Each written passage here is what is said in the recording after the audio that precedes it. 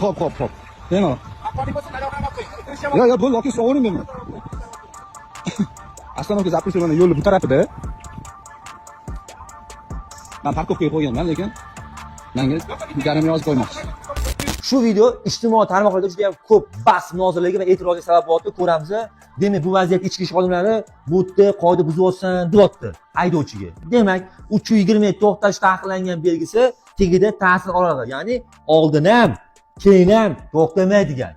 Endi bu qatnov qismi ta'sir qilyapti. Bu yo'l yoqasi ham emas-da. Alohida ajratilib, hech kimga xalaqit bermagan qo'yib, avtomobil qo'yilgan joy qilib qo'yishgan. Endi mayli o'zi nohaq ichki ish xodimi, mayli deymiz, ular haq deb turamiz ozgina. Ikkinchi tomonini ham o'ylab qarab oqinglar. Kelyapsizlar, o'rtada uzun sidirg'a chiziq yo'q, uzun splashing liniya yo'q. Demak, bu vaziyatga shuni qo'yib qo'yamiz. Nima bo'ladi? Shundan kelamiz-da, shuni qo'yib qo'yamiz. Bu yoqqa kelib yetib bormadi, belgini ko'ringiz, biz to'g'rimi?